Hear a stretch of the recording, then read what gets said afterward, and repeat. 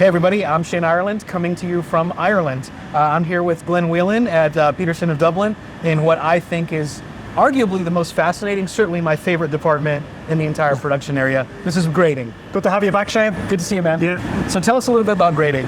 Well, grading is the start process for all pipe manufacturing here at Peterson.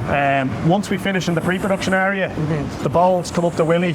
He starts, he looks through them, gives them a cursory look, and then they go into 11 buckets. So each bowl is graded individually. He's looking for various aspects on the bowl, grain structure, consistency of grain. And then Willie is the keeper of the grades. He basically decides what series we can make. And that's the kind of thing where such an extensive amount of experience is necessary to be able to make those decisions on a daily basis across dozens of models. And so within those 11 grades, there's also subgrades. Yeah, so we have... So this is only the first grading This stage. is the first step of grading, especially when it comes to textured. So we'll have bowls that he'll designate that are to be sandblasted. From those bowls that are sandblasted, then we get 5 grades out of that. Again, even as he's grading those sandblasted bowls, in most cases he's going to send them back for more blasting. Yeah. Because we can chase the grain a bit more. Go a little deeper. Yeah, go a little bring deeper. Out a little more detail. Exactly. Yeah. And invariably we end up getting upgrades on those. It's very rare that we'll have to downgrade if we send it back in for chasing. So you can tell the grain structure pretty immediately. Yeah, once it's been dusted. The rings is what he's looking for. Yeah. And he's gotten so good that he's just able to see the rings that a naked eye, untrained eye wouldn't be able to see. Yeah. So he's essentially, a lot of artists and pipe makers talk about reading the Brier. And that's essentially what grading is. Yeah. It's only experience that can get you that kind of knowledge to be able to do that.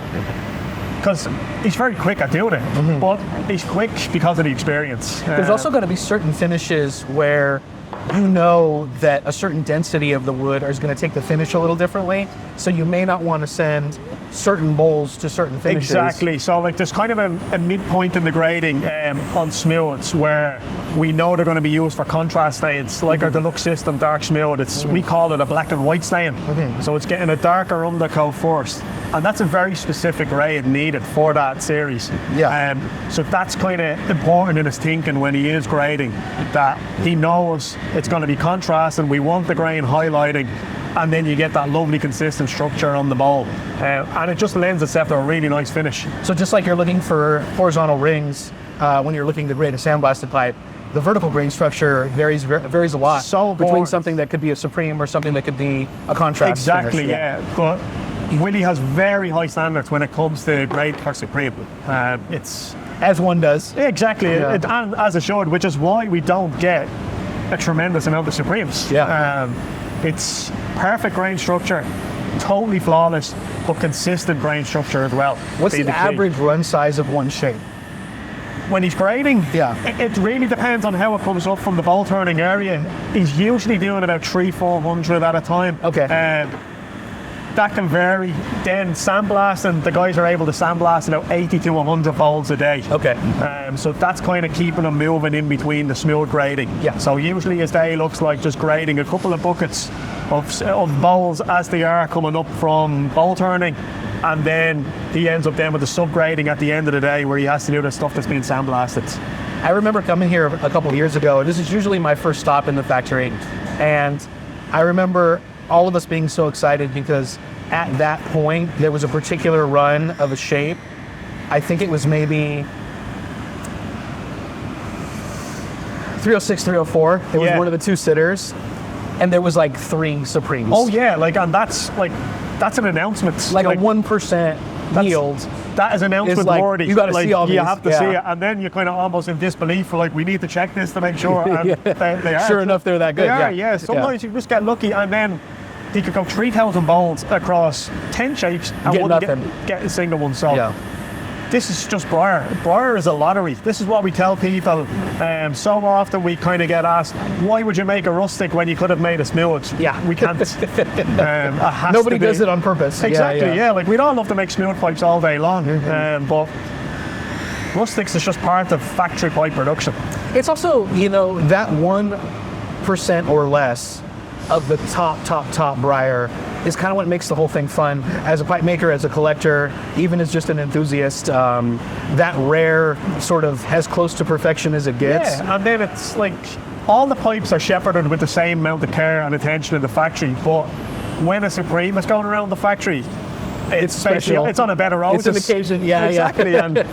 And then at the end of the process, in the stamping area, I will give it one last check. If it's still all the way through as the Supreme, either myself or Jonathan will sign off on it, on the stamping, and then it goes to Connor then and QC. Yeah. So it's really getting checked like 3 separate times outside of Willie doing the initial check.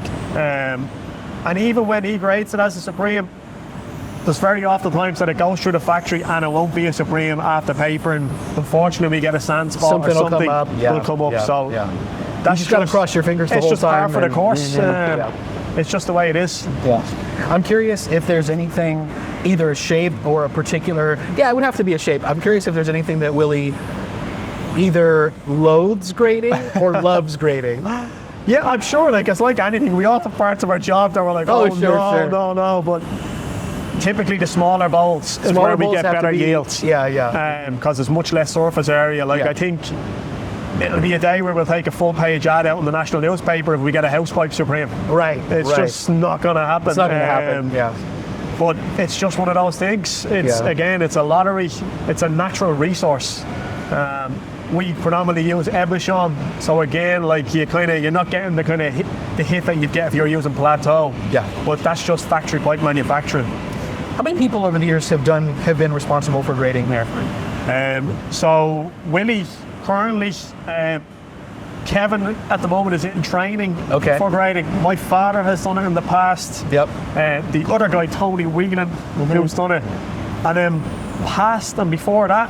Probably just a handful. Probably 2 or 3 people. Yeah. Like it's. So you're talking about closer to 200 years than not. Oh, absolutely. And it's the experience. You can't just take someone in off the street. They can't be green behind the ears. Yeah. They've got to go through other parts of the factory. They need to have been exposed to production areas.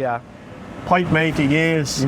Like you need to know what the end product is going to look like to be able to grade successfully for that end product. Right.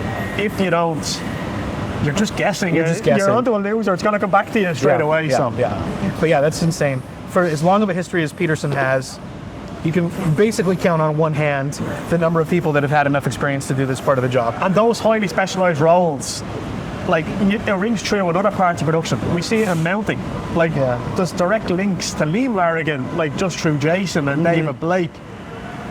They've just been like, it's people who have had 20, 30, 40 years experience. And long apprenticeships. Long apprenticeships. Like Simon is almost finished and Simon's here like 8, 9 years. Yeah, that's crazy. It's a long apprenticeship. Was it Kevin that you said that's in training now? Kevin's in training and Kevin's 18 years at Peterson.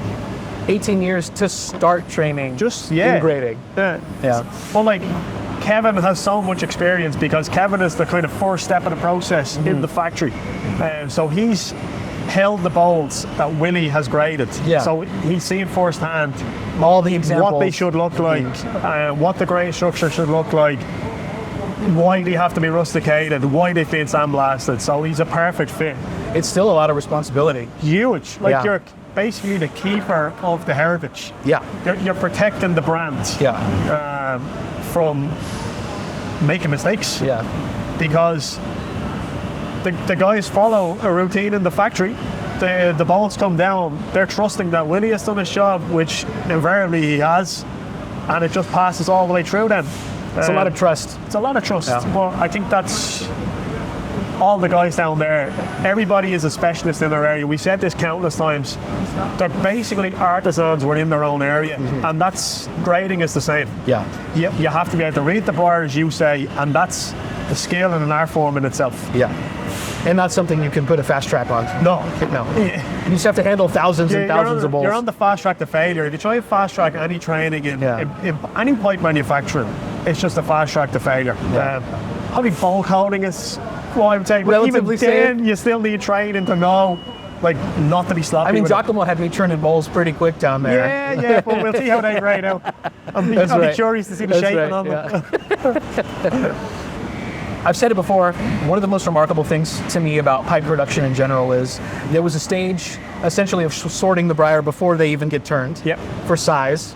And then this part of the process, like before we're talking about stain, stems, mounts, like any of that, like they have to pass through such experienced hands. This is a factory within a factory. Within a factory, We're basically our own supply chain for manufacturing. And it's a slow process. It's a painstaking and slow process. Even if you're good at it, which he makes it look easy. After all these years. But no, you're taking so many decisions, countless decisions, over and over again with every single block that goes through their hands. And we haven't even gotten started yet, basically. Yeah, like he's great. He can be grading up to 2,000 bowls a week, which is insane. But that's what gives us the choice when we want to come to manufacturing. It helps set the factory up for the weeks ahead, so it's integral to the kind of streamlining the processes and making sure the factory runs efficiently and smoothly. So last question, Glenn. Once you have a supply of bowls and shapes that are graded, at that point, what is the next step in planning production? Then it's just weekly meetings. We look at where we have orders, what's already in production, because mix is very important for the factory. We can't put 2,000 smooths into one area all at once because it's just not efficient. Bottleneck. We break the factory. So it's just all about getting a good mix. And usually the yield is what dictates the mix. They usually line up really similarly. So we just follow what Willie grades, and then that gives us choice. So if Willie grades into a sandblast, we have like 3-4 different series that we can make in sandblast.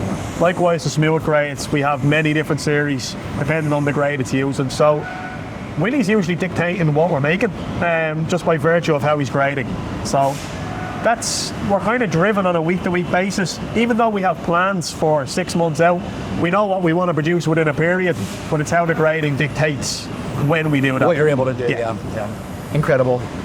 Thanks so much, man. Thanks, Shane. Always a pleasure to be here in my favorite department. Thank you, Willie. Thanks, Willie. See you guys next time.